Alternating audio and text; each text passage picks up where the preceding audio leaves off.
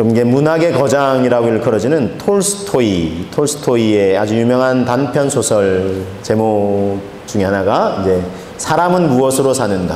이 단편 소설의 제목 사람은 무엇으로 사는가 아주 이제 유명한 단편 소설인데요.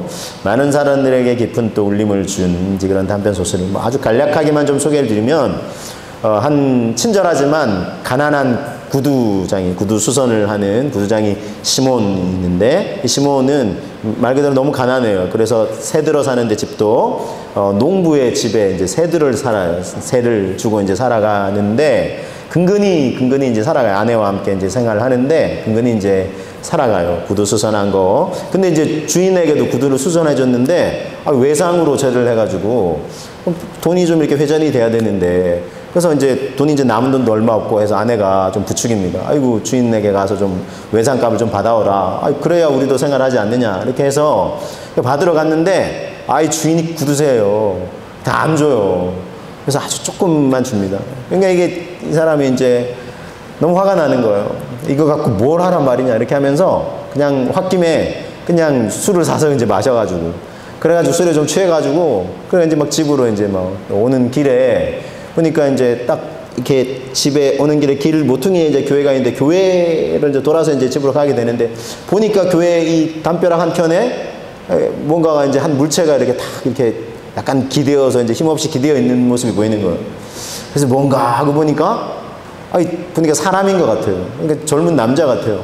근데 옷도 제대로 안 입고 막 날씨가 굉장히 추운데 그래서 벽에 기대어 가지고 내가 저 사람을 어떻게 도와줘야 되나 하다가 아이고 함부로 도와주다가 또 화를 당할 수도 있지 하면서 그냥 지나치려고 발걸음을 막 급히 하다가 이게 마음이 도저히 이게 허락이 안 되는 거예요.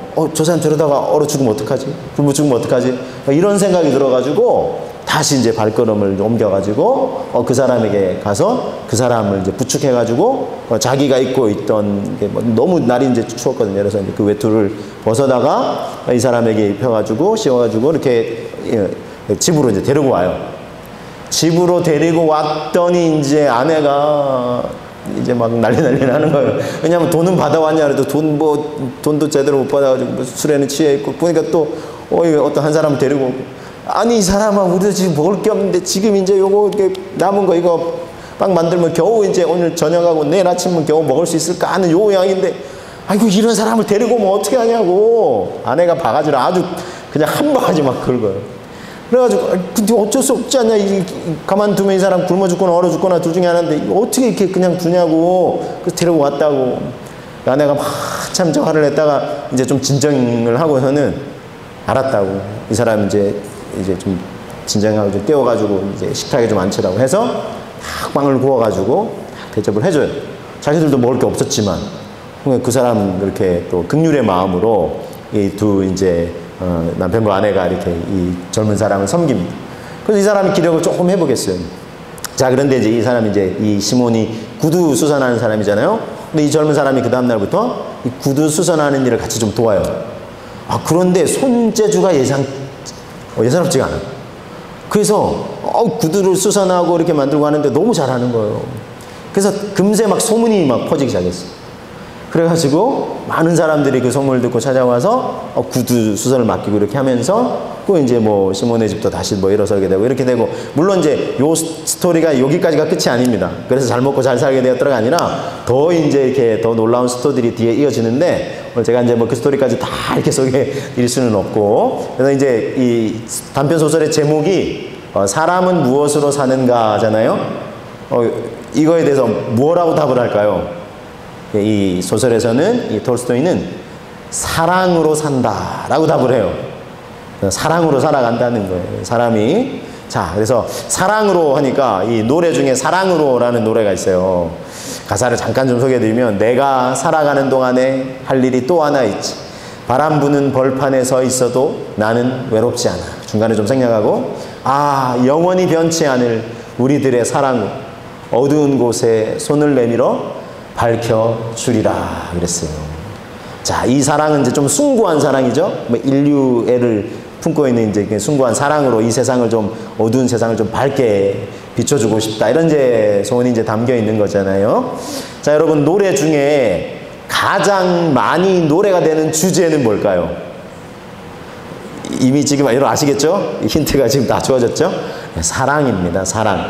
거의 뭐 10곡 중에는 9곡 가량인 90% 가량 이상이 사랑, 물론 좀 사랑의 좌절과 아픔을 포함해서 이 사랑에 관한 노래가, 물론 이제 뭐 남녀 간의 사랑뿐만 아니라 부모 자녀 간의 사랑뿐만 아니라 이 인류를 향한 이 사랑까지 담아 있는 이 노래들이 거의 뭐 대부분을 차지하고 있다는 거예요. 자, 여러분, 왜 이렇게 대부분의 노래의 주제가 사랑이냐 하는 것입니다. 왜 그럴까요, 여러분? 그건 그만큼 우리에게 사랑이 중요하다는 거예요. 필요하다는 거예요. 그래서 여러분, 우리 사람은 어떤 존재이고 무엇으로 살아가는지 오늘 또 말씀을 통해서 우리 함께 되새겨볼 수 있기를 원하는데, 자, 그래서 여러분, 오늘 첫 번째는 제가 이렇게 제시합니다. 사랑을 필요로 하는 존재다라는 거예요. 사람은 어떤 존재일까요? 무엇으로 살아가는 존재일까요? 네, 사랑을 필요로 하는 존재다. 첫 번째 테마로 소개해드립니다. 왜 그럴까요? 왜 여러분, 우리는 사랑이 없으면 마치 살아갈 수 없는 것처럼 그렇게 느끼면서 살아가는 걸까요? 그것은 우리가 그런 존재로 지음을 받았기 때문에 그렇습니다. 자, 지음을 받았다 그랬는데, 그럼 누가 우리를 그런 존재로 지은 것입니까? 하나님이 우리를 그런 존재로 지으셨어요. 하나님이 어떤 분이신데요? 하나님의 본성, 대표 본성에 대해서 성경이 이렇게 우리에게 소개합니다. 요한일서 4장 8절 말씀. 사랑하지 아니하는 자는 하나님을 알지 못하나니 이는 하나님은 사랑이십니다. 하나님의 대표적인 본성이 뭐라고요? 사랑이시라는 거예요. 그러니까 사랑을 빼놓고는 하나님 그분을 이야기할 수가 없다는 것입니다. 물론 하나님의 다른 속성들도, 성품들도 있으십니다만은 가장 대표적으로 이야기할 수 있는 성품이 사랑이시라는 것입니다. 자, 그래서 이 사랑이신 하나님은 하나님 당신을 닮은 존재로 우리를 지으셨어요. 우리 인생을, 우리 인간을. 그러니까 우리도 하나님의 형상, 하나님의 성품을 닮은 존재인데, 그러니까 우리도 하나님의 본성이 사랑이시기에 우리 인간에게서도 가장 중요한 본성과 성품이 사랑이라는 거예요. 그래서 사랑을 받고 사랑을 하면서 살아갈 때 인생은 가장 행복할 수 있다는 것입니다. 우선 물론 하나님과의 우리 관계 속에서, 또 사람과의 관계 속에서, 사람과 자연 만물들과의 관계 속에서 사랑이 없이는 우리는 그 인생을 이야기할 수가 없어요. 그래서 사랑이 가장 중요하다. 사랑을 필요로 하는 존재다라는 것입니다. 자, 여러분, 그래서 하나님은요, 그렇게 우리 인생을 지으셨죠? 그리고 우리에게 청지기, 하나님을 대리해서 모든 우주 만물을 관리해라, 모든 만물을 관리하라 라고 이제 청지기적 사명을 맡기셨잖아요. 그럼 사랑으로 이 세상이 충만하도록 우리에게 그런 기대를 품으셨죠. 모든 이 세상을 창조하시면서 우리를 하나님 사랑의 성품을 닮은 존재로 지으시고 또 고난도 주시고, 그래서 이 세상에 뭐가 충만한, 사랑이 충만한 세상을 하나님이 꿈꾸셨어요. 자, 그러면 하나님이 꿈꾸신 대로 지금 이 세상이 그렇게 펼쳐졌습니까? 지금 어떻죠? 우리가 살아가는 세상은 온통 사랑으로만 가득해야만 할 것 같은데, 이 하나님의 원래 이 계획이 어긋나지 않았다면 말입니다. 그럼 어떻죠? 지금은 그런 것 같지 않죠, 여러분. 물론 사랑으로 서로 사랑하는 모습도 있지만, 이 세상에 있지만, 그렇지 않은 아픔과 고통을 호소하는 것도 이 세상에 너무나 많다는 것입니다. 왜 이런 일이 일어났느냐 하는 것입니다. 자, 여러분, 그래서 이 세상에 참 사랑에 목말라하는 사람들이 너무나 많아요. 그 아파하는, 사랑에 좌절돼서 아파하는 사람들도 너무나 많고요. 그렇죠? 그래서 이 사람들의 이 내면의 이 갈급한 목마름, 어떻게 여러분이 해결할 수 있겠습니까? 이 사랑의 목마름 어떻게 채울 수 있겠습니까? 제가 신학대학교에 이제 재학 중일 때에 휴일이었어요. 휴일을 맞아서 학교 뒤편에 있는, 근데 이제 제가 공부도 날 열심히 하고 또 학교 도서관에서도 봉사하고 교회에서도 또 너무 이제 열심히 이렇게 섬기기도 하고, 근데 휴일을 잠깐 맞아서 몸과 마음도 좀 새롭게 할 겸 어떻게 할까 하다가 학교 뒤에 이제 산이 있어요. 아차산이라고 산이 있는데 그곳에 가면 이제 좀 이렇게 산책할 수 있는 이렇게 코스가 있어요.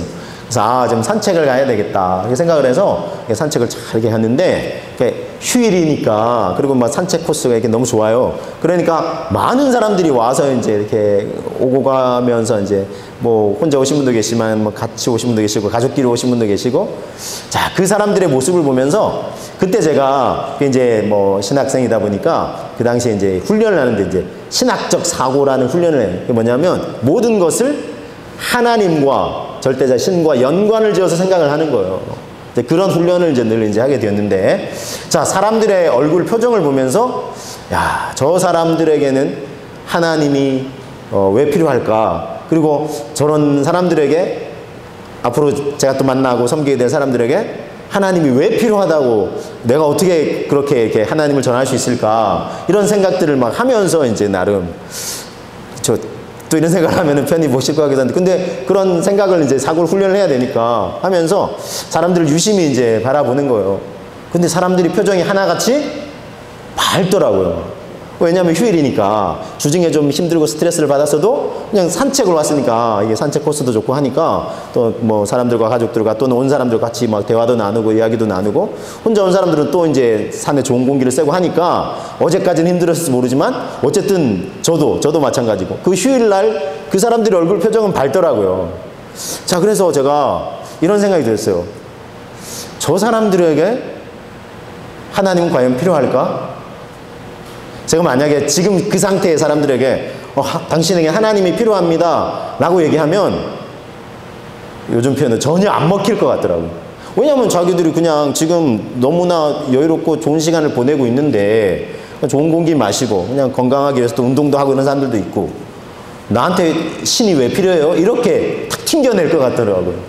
제가 계속 고민을 했어요. 과연 저런 사람들에게 자기의 삶의 어떤 잠시의 여유를 누리고 있고 어쨌든 뭐 그렇게 하나님이 당장 필요하지 않을 것 같은 사람들에게 어떻게 하나님이 필요하다고 내가 설명할 수 있을까? 그 고민을 한참을 하면서 이제 제가 이제 오며 가며 걷고 있는데, 보니까 한켠에 사람들이 줄을 길게 서 있는 거예요. 줄을 길게 서 있는 곳을 발견했어요. 그래서 제가 저 왜 저렇게 줄을 사람들이 길게 서 있을까 하고 가까이 가서 봤더니 약수터였어요. 약수터에서 물을 받기 위해서 또는 물을 마시기 위해서 물을 받기 위해서 통을 가져가서 딱 사람들이 이렇게 쫙 길게 줄을 서 있었어요. 제가 그 모습을 보면서 뭔가 깨달음이 왔어요. 사람들은 목마르구나. 사람들은 목마르다는 거예요. 물론 그 사람들은 육체의 목마름을 해결하기 위해서 그 약수터에 줄을 서고 있었지만 제가 깊은 깨달음이었어요. 사람이란 존재가 어차피 육체의 목마름만 해결한다고 다 만족할 수 있는 존재가 아니니까 사람들에게 내면의 목마름 있잖아요. 영혼의 목마름 있잖아요. 옳았구나. 사람은 다 목마르구나. 목말라서 저렇게 저 물을 마시기 위해서 사람들이 저렇게 길게 줄을 늘어서 있구나.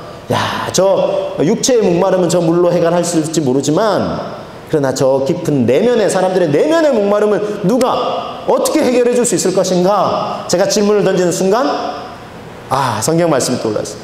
사마리아 우물가의 여인. 자, 그렇죠? 사마리아 우물가의 여인 예수님 만나셨어요. 그래서 근데 이 여인이 목말랐어요. 육체도 목말랐지만 내면의 목마름이 있어요. 사랑에 대한 갈급함이 있었어요. 그래서 이 여인에게는 남편이 몇 명 있었어요?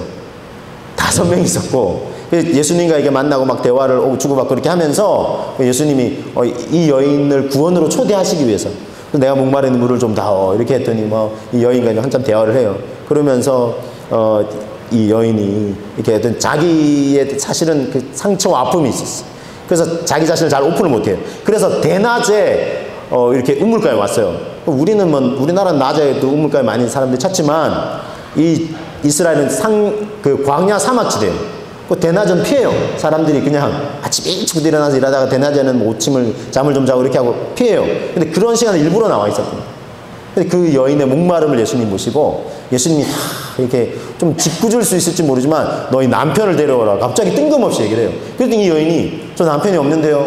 그랬더니 이 예수님이 이 여인을 향해서 네 말이 옳다. 왜 옳냐 하면 너는 그동안 남편이 5명이나 있었고 지금 살고 있는 남자는 너 남편이 아니니 네 말이 옳다. 여인이 화들짝 놀래요. 하나님의 아들이시니까 그 정도는 다 아시죠. 그래서 딱 얘기를 했대. 그러면서 여인이 이분이 범상치 않은 분이구나 해서 그래서 우리 조상들은 정말 갑자기 예배에 대한 갈급함을 얘기해요. 저 그리심산에서 예배하라 그러는데 우리는 어디서 예배해야 됩니까? 그랬더니 여기서도 저기서도 말고 신령과 진정으로 예배할 때가 오나니 곧 이때라 하면서 하나님은 영이시니 예배하는 자가 신령과 진정으로 예배할지니라. 여러분 아시죠? 요한복음 4장에 있는 스토리를 제가 딱 소개해드린 거예요. 그러면서 여인이 이제 이 물을 마시는 자는 목마른데 이 목마름을 어떻게 해결할 수 있습니까? 했더니 예수님께서 말씀하시기를 이 물을 마시는 자는 다시 목마르지만 내가 주는 물을 마시는 자는 영원히 목마르지 아니하리라. 그러면서 영원히 목마르지 않는 그 물 자체가 아니라 예수님을 만나야, 예수님의 사랑을 체험해야 인간의 내면의 목마름이 해결될 수 있다는 거예요. 이렇게 이제 예수님과 이제 여인과 이렇게 대화 속에서, 그래서 여러분, 우리 영혼의 목마름은 하나님의 사랑으로 채워질 수 있다는 것입니다. 그래서 여러분, 그러면 사람의 사랑은 필요 없나요? 그 말이 아니에요, 여러분. 그러나 먼저 채워야 될 사랑이 있다는 거예요. 사람의 사랑도 때로 필요하죠. 우리 부모님의 사랑, 배우자의 사랑, 우리 부모 자식 간의 사랑, 또는 사람들과의 우정, 이런 사랑 다 필요 없다는 얘기가 아니에요. 그러나 우선순위로 봤을 때 무엇이 먼저냐 하는 것입니다. 한 율법사가 질문했어요. 예수님께 사람에게 가장 큰 계명이 무엇입니까? 율법을 쫙 깨고 있다고 여기서 예수님을 곤란하게 하려고 질문한 거예요, 사실은. 제일 가장 큰 계명이 무엇입니까? 라는 질문에 예수님이 이렇게 말씀하셨어요. 마태복음 22장 37절에 38절 말씀 보시면 예수께서 이르시되 너의 마음을 다하고 목숨을 다하고 뜻을 다하여 주 너의 하나님을 사랑하라 하셨으니 이것이 크고 첫째 되는 계명이요. 그 첫째 되는 계명이 뭔지 물었잖아요. 그럼 이렇게만 대답하시면 돼요. 근데 예수님이 바로 이어서 이 말씀하세요. 39절에서 40절 둘째도 그와 같으니 너의 이웃을 너의 자신과 같이 사랑하라 하셨으니 이 두 계명이 온 율법과 선지자의 강령이니라 그랬어요. 하나님 사랑과 이웃 사랑. 근데 이 두 가지라 생각하지만 사실 하나 중간에 더 있죠. 너 자신과 같이 사랑하라 그랬죠. 자기 사랑이 샌드위치처럼 안에 이제 좀 들어가 있어요. 그래서 어쨌든 이 세 가지지만 어쨌든 뭐 이렇게 크게 얘기하면은 하나님 사랑과 이웃 사랑. 근데 이 두 계명이 온 율법과 선지자의 강령이라는 거예요. 구약의 온 율법이 이것을 말씀하고 있다는 거예요. 바리새인들이 곤란하게 질문했지만 예수님은 아주 정곡을 지르면서 더 놀라는, 왜냐면 뭐 하나님의 아들이시니까 이렇게 말씀을 하셨어요. 그래서 하나님이 우리에게 가장 먼저 채워야 될 사랑이 무엇이겠어요? 여기서도 예수님이 말씀하셨죠. 우선순위 말씀하셨죠. 이웃 사랑이 앞서서 하나님의 사랑. 두 가지가 동시에 이제 중요하지만 우선순위는 하나님의 사랑이라 말씀하셨어요. 그래서 우리가 하나님도 우리를 사랑하셨고 우리도 그 사랑을 받은 존재고 이제 우리도 그 사랑에 화답하길 원하세요. 그 화답하는 모습은 어떤 모습으로 나타나야 될까요? 이웃 사랑으로 나타나야 한다는 것입니다. 자, 요한일서 4장 11절 말씀을 보시면 이렇게 말씀하고 있어요. 사랑하는 자들아, 하나님이 이같이 우리를 사랑하셨은지, 우리가 그 사랑을 받았으니까 이제 우리도 어떻게 해야 된다고요? 우리도 서로 사랑하는 것이 마땅하도다 라고 말씀하고 있다는 것입니다. 구약 성경에서요, 율법을 제일 많이 강조하고 말씀하고 있는 성경을 꼽으라면 레위기를 꼽을 수 있어요. 자, 그런데 레위기의 핵심 구절이 뭘까요? 레위기의 핵심 구절은 나 여호와가 거룩하니 너희도 거룩하라 라는 구절과 함께 이 구절인데 소개해 드릴게요. 레위기 19장 18절입니다. 원수를 갚지 말며 동포를 원망하지 말며 너의 이웃 사랑하기를 너 자신과 같이 사랑하라. 나는 여호와니라 그랬어요. 예수님이 아까 인용하신 말씀에도 담겨 있었죠. 하나님 사랑과 이웃 사랑. 그러니까 이 구약의 율법에서도 강조하는 것은 하나님 사랑뿐만 아니라 그것을 화답하는 모습이 이웃 사랑이라는, 그것이 율법의 핵심이라는, 이 핵심을 놓치면 안 돼요. 근데 바리새인들은 앞서도 예수님 막 곤란하게 질문했지만 율법의 또 성경 말씀을 달달달달 외운다고 생각했지만 이 율법의 정신을 꿰뚫지 못했어요. 놓쳤어요. 그래서 계속 참 율법을 가장 자기들이 잘 지킨다고 생각했지만 그 율법의 핵심인 하나님의 사랑이 이웃 사랑으로 이게 표출되어야 한다는 것을 몰랐다는 것입니다. 예수님이 그걸 일깨워 주시고 있어요. 그래서 로마서 14장 13절에서는 그 율법의 완성은 이웃 사랑이다 그랬어요. 사랑이 율법의 완성이다 그랬어요. 하나님 사랑과 이웃 사랑이 율법의 완성이라 말씀합니다. 자, 그러면 여러분 이처럼 이웃 사랑이 중요하죠. 어떻게 이웃을 사랑해야 될까요? 하나님을 사랑하고 그 모습이 이웃 사랑으로 이제 드러나야 되는데 어떻게 사랑해야 하는 것일까요? 우리 주변에요, 아픔과 고통을 호소하는 사람들이 너무나 많은 것 같아요. 그렇죠, 여러분. 조금만 우리가 신경을 쓰면 아프다, 힘들다는 사람 너무 많아요. 그래서 최근에 이 사람들에게 우스갯이야기처럼 들려주는 이야기가 있어요. 한 가정에서 바깥에서 열심히 일하다가 돌아왔는데 너무 힘들었어요. 막 이리저리 치이고 이 사람 저 사람에게 치이고 너무 힘들었어요. 일도 너무 힘들고. 그래가지고 딱 집에 들어와서 배우자 이렇게 얘기해요. 오늘 나 너무 힘들었어. 너무 힘들어서 빵을 샀어. 너무 힘들어서 빵을 샀대요. 그랬더니 그 이야기를 들은 배우자 이렇게 얘기해요. 빵? 힘들다면서 무슨 빵을 사? 그거 어디서 샀어? 어디서 샀어? 에이, 거기 빵집 맛없고 이 빵집에서 샀어야지. 이 빵집이 맛있는데 이 빵집에 소금빵 맛있고 이거 이 빵집에서 샀어야지. 왜 그 빵집에서 샀냐고 빵을. 그리고 아이 빵을 막 보는 거예요. 에이, 진짜 맛있는 빵은 단팥빵인데 단팥빵은 하나도 없네. 그랬더니 그 말을 들은 이 힘들어서 나 오늘 빵 샀어 한 사람이 갑자기 안방에 대한 문을 콱 닫아. 그래서 왜 문을 콱 닫냐고 해가지고 막 두 사람이 막 계속 티격태격 싸가지고. 여러분, 이런 이야기를 들으면서도 이 뭐가 문제인지 모르는 사람들이 혹시 계시다면 좀 생각해 볼 여지가 있어요. 좀 생각해 보셔야 돼요. 그래서 이제 이걸 사람들이 이 이야기가 회자되니까 성격 유형, 요즘에 이제 막 사람들이 MBTI라고 성격 유형으로 막 얘기하는 사람들이 많거든요. 야, 저 사람 성격 유형이 T일 거라고. T형일 거라고. T형이 뭐냐면 T형의 반대가 F형이거든요. F형은 사람들에게 공감을 해주는 거예요. 아, 그럼 힘들었겠다. 뭐가 힘들었냐 이렇게 얘기하는 게 F형인데 T형 사고라는 사람들은 그거 왜 힘들었는지 이게 말씀 없고 보세요.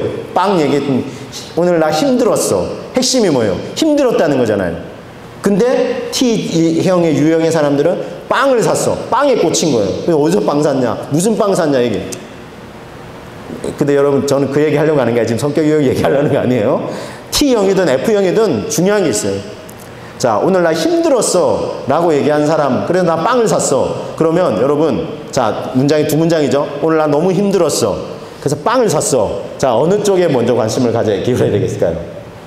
힘들었어. 이 말에 먼저 관심을 기울여야 되는 거예요. 오늘 나 너무 힘들었어. 빵 산 거는 나 조금 힘든 걸 좀 보상받고 위로받고 싶었어 라는 게 담겨 있는 거죠. 그러니까 힘들었다는 걸 먼저 좀 공감해 주는 것이 필요하다는 거예요. 그래서 지금 여러분 이 사회는요, 공감 능력, EQ라고 하는 공감 능력이 그 어느 때다 필요한 시대. 그래서 여러분 오늘 두 번째 제가 나누는 테마는 사람은 어떤 존재냐? 공감을 필요로 하는 존재라는 거예요. 첫째는 사랑을 필요로 하죠. 사람은 또 공감을 필요로 해요. 공감을. 자, 오늘 말씀을 통해서 우리 한번 확인해 볼까요? 창세기 40장 5절부터 보시면 옥에 갇힌 애굽 왕의 술 맡은 자와 떡 굽는 자 두 사람이 하룻밤에 꿈을 꾸니 각기 그 내용이 다르더라. 아침에 요셉이 들어가 보니 그들에게 근심의 빛이 있는 거예요. 근심의 빛이 있는 거예요. 그래서 이렇게 요셉에게요. 요셉이 그 주인의 집에 자기와 함께 갇힌 바로의 신하들에게 묻되 어찌하여 오늘 당신들의 얼굴에 근심의 빛이 있나이까? 이렇게 얘기를 해요. 자, 요셉이 지금 어떤 상황이에요? 자기도 지금 억울한 누명 쓰고 감옥에 갇혀있는 상황이거든요. 자, 그런데 나도 힘든데 지금 내 코가 석자인데 만약에 요셉이 그런 마음이었으면 이렇게 반응하지 않아요. 내가 지금 나 힘들어 죽겠는데 딴 사람 지금 힘든 거 얼굴에 근심빛 있는 그게 뭐가 중요한데 이렇게 생각하죠. 근데 그러지 않았다는 거예요. 요셉이. 근심의 빛이 있었다라는 표현은 히브리어로 이게 자아프라는 단어를 써요. 이거는 주로 병으로 안색이 초췌하거나 심리적으로 너무 초조하고 막 불안한 상태 또는 막 격한 감정의 표출을 나타낼 때 이 단어를 써요. 즉 이 두 가난장은 왜냐하면 지금 왕한테 잘못 보여가지고 감옥에 갇혀 있잖아요. 이 꿈의 막 내용이 괴상한 거예요. 그래서 혹시나 우리가 이게 왕한테 불려가서 이게 죽지는 않을까 하는 이게 막 불안함이 막 그들의 얼굴빛에 가득한 거예요. 요셉이 그것을 읽어내고 있다는 거예요. 그들의 이 불안을 볼 수 있었던 영적인 민감함이 있었어요. 그러니까 민감함이 있었고 그리고 더 나아가서 공감한 거예요. 이 사람들이 뭔가 지금 심상치 않구나 라고 이 민감함과 더불어서 공감을 하면서 그들에게 지금 다가가고 있는 것입니다. 그리고 그들을 기꺼이 돕고자 하였어요. 제가 어느 날 TV를 최근에 이제 보다가 한 식당인데 점심 식사 백반 있잖아요. 백반 밥국 반찬 나오는 백반을 1,000원에 파는 식당이 있더라고요. 이 해 뜨는 식당인데 광주 뭐 대인시장이나 이런 곳인데 백반 1,000원 진짜 간판도 딱 널고 그래서 많은 사람이 와서 점심 때 밥을 먹더라고요. 그래서 뭐 이렇게 TV에서 이제 취재를 이제 했겠죠. 그래서 하는데 보니까 이제 밥도 잡곡밥, 어떤 데 잡곡밥도 일주일에 뭐 월화수목금토 이렇게 하면은 뭐 한 3번은 잡곡밥하고, 국도 이제 오시는 분들이 된장국을 좋아해서 된장국을 끓이고, 찬도 3찬 해서 김치에 뭐 다른 나물 하나, 또 일주일에 한 2번씩은 고기 반찬도 이렇게 곁들이는. 제가 깜짝 놀랐어요. 1,000원. 그래서 이게 제작진도 궁금해가지고, 이렇게 하면 어떻게 식당을 운영합니까? 그랬더니, 이 식당 이렇게 해도 남습니까? 당연히 안 남죠. 적자라는 거예요. 근데 왜 이걸 운영을 합니까? 했더니, 섬기고 싶어서요. 그 말 일단 돌아왔어요. 그리고 그 내용을 이제 방송에 소개를 좀 했는데, 적자예요. 일단 적자인데, 이게 이제, 근데 적자인데 이거 왜 계속 운영하느냐 하니까, 요게 이제 점점 알려져가지고, 후원하는 사람들, 뭐 반찬을 후원한다든지 쌀을 후원한다, 이런 사람들이 조금 늘어나고 있대. 그래서 어쨌든 하고 있는데, 어쨌든 이 식당을 시작하게 된 계기는, 지금 식당 운영하는 분이 아니라 그 어머니 때 했는데, 이 김선자라는 분인데, 자기 어머니가 2010년경부터 시작을 했는데, 지금부터 한 15년 전에 시작을 했는데, 사업을 좀 하다가 실패한 또 경험하면서 자기가 어려움을 경험해 본 거예요. 그래서 쌀도 없어가지고 밥 한 끼 제대로 못 먹던 때가 있었어요. 그래서 어쨌든 그 위기 좀 극복하고 이제 식당을 하면서 자기 주변에도 그런 사람들이 있을 거다. 돈도 없고 쌀 형편도 안 되고 밥 한 끼 어디 제대로 먹기 힘든 사람들이 있을 거다 생각이 들어서 그냥 밥 한 끼 우리 같이 먹자. 처음에는 그냥 와서 누구나 먹으라고 했더니 사람들이 이제 쭈뼛쭈뼛 하는 거예요. 그러니까 그러면 1,000원만 내고 먹으라 하면서 그렇게 시작을 했다는 거예요. 그렇게 하다 보니까 사람들이 이제 뭐 1,000원 내고 그 자존심 상하지 말라고. 그 1,000원은 그 자존심 상하지 말라고 해서 그렇게 해서 운영을 하고 있는데, 그런 마음으로 사람들의 아픔을 공감하는 마음에서 이분이 시작을 했고, 그런데 이분이 이제 뭐 먼저 이제 좀 돌아가셨어요. 그런데 이제 딸이 이어서, 근데 유언을 남기기를 이 1,000원 백반을 계속하라고, 멈추지 말라고. 이제 딸이 좀 난감하죠. 그렇지만 이 어머니의 유언을 받들어가지고 계속 지금도 자기 하고 있다는 거예요. 자기가 남냐 안 남냐, 왜 하시냐 했더니 어머니의 유지를 따라서, 그리고 어머니가 했던 것처럼 자기도 이렇게 섬기니까 너무 행복하다는 거예요. 그 돈이 막 늘어나는 건 아니지만, 그러면 생활을 어떻게 하시냐 했더니, 이 식당은 점심에만 딱 운영하는 거예요. 그래서 3시에는 다 정리를 하고 3시부터는 다 자기 일터에 가. 어디 가냐니까 보험회사에 이분이 다니시더라고요. 그러면서 이제 그때부터 저녁까지 또 일을 하시는 거예요. 그러면서 가족 생계를 유지하고 이렇게 하시면서 안 힘드시냐? 몸은 너무 힘들대요. 몸과 마음도 때로 힘들 때가 있지만 그래도 너무 행복하다. 섬김의 기쁨을 자기가 누리고 있다. 그런 얘기를 제가 들었어요. 굉장히 깊은 울림으로 다가왔습니다. 여러분, 우리도 그래 생각해 볼 점들이 좀 있을 것 같아요. 인생을 어떤 마음으로 우리가 살아야 될까요? 세 번째 제가 이게 권면을 드리는 거는 사랑의 섬김으로 살아가자라는 것입니다. 사랑의 섬김으로 살아가자는 것. 창세기 40장 8절 말씀 보시면, 그들이 그에게 이르되 우리가 꿈을 꾸었으나 이를 해석할 자가 없도다. 그랬더니 요셉이 그들에게 이르되 해석은 하나님께 있지 않습니까? 청하건대 내게 말씀해 주세요 라고 얘기하는 거예요. 요셉이 적극적으로 내게 말씀해 줘 보세요. 지금 기꺼이 도우려고 지금 이 얘기를 하고 있다는 거예요. 아주 적극적으로 섬겼어요. 그냥 지나칠 수도 있는데 뭐 근심의 얼굴빛을 본 거부터 해가지고 또 이왕 본 거 또 묻고 적극적으로 지금 도와주려고 한다는 거예요. 여러분, 자기 희생과 섬김의 본을 가장 잘 보여주신 분 누구실까요? 예수님이십니다. 이 요셉은 예수님의 이제 모델로도 잘 소개되는데, 자, 예수님을 한번 볼게요. 마가복음 10장 45절. 우리가 익히 아시는 말씀이실 텐데, 인자가, 즉 예수님 당신이 오신 것은 섬김을 받으려 함이 아니라 도리어 섬기려 하고 자기 목숨을 많은 사람의 대속물로 주려 함이라 그랬어요. 섬기기 위해서 왔다. 나의 목숨을 많은 사람을 살리는 대속물. 대속물이 뭐예요? 대신 제물이 된다는 거예요. 대신 죽기 위해서 오셨다는 거예요. 섬김의 가장 귀한 본을 보여주시고 계십니다. 그래서 예수님은 이 인류의 대속 제물이 되시기 위해서 십자가 지치기 직전에 너무 힘드셨잖아요. 그래서 이 쓴 잔, 고통의 잔을 하나님 말씀이 있거든 옮겨주옵소서. 그러나 나의 원대로 마셨고 아버지의 원대로 되기를 원하나이다 하시면서 마시셨잖아요. 그렇죠? 왜요? 죄와 허물로 죽어가는 인류를 살리시기 위해서. 이웃을 위한 적극적인 섬김은요, 사실 여러분 힘든 일입니다. 그렇죠 여러분? 안 하면요 마냥 편해요. 그거만큼 편한 거 없어요. 안 하면 편해요. 근데 그러면요 아무 일도 안 일어나요. 나를 통해서 위로받는 사람도, 지친 사람이 일어나는 일도, 죽어가는 사람이 살아나는 일도 아무 일도 안 해본다. 안 섬기면 편하지만 아무 일도 안 일어난다. 요셉도 지금 괜히 나섰다가 오히려 고생할 수도 있어요.